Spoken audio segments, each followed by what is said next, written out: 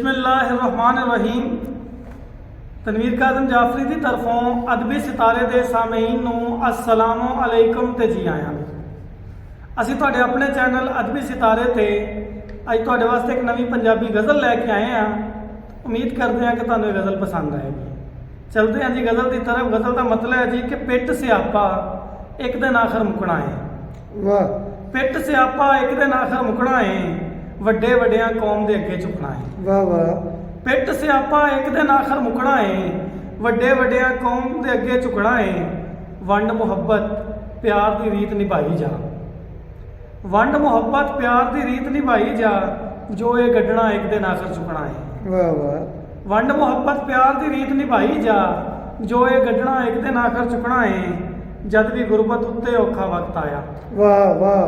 जद भी गुरबत उत्ते औखा वक्त आया, जाके उन्हें घर गरीब दे लुकना है। वाह। जद भी गुरबत उत्ते औखा वक्त आया, जाके उन्हें घर गरीब दे लुकना है।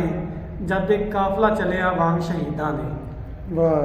जद एक काफला चलिया वांग शहीदां दे, दुनिया कोलों फिर ना काफला रुकना है। वाह। जद एक काफला चलिया वांग शहीदां दे, दुनिया कोलों फिर ना काफला रुकना है। ते जिन्ना मुल्क दा पैसा लुट के खादा सी, अच्छा।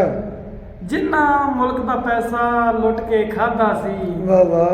ਉਹਨਾਂ ਦਾ ਤੇ ਔਖਾ ਹੀ ਪੈਂਡਾ ਮੁਕਣਾ ਹੈ। वाह वाह। ਜਿਹੜਾ ਮੁਲਕ ਦਾ मुकर। ਪੈਸਾ ਲੁੱਟ ਕੇ ਖਾਦਾ ਸੀ, वाह। ਉਹਨਾਂ ਦਾ ਤੇ ਔਖਾ ਪੈਂਡਾ ਮੁਕਣਾ ਹੈ।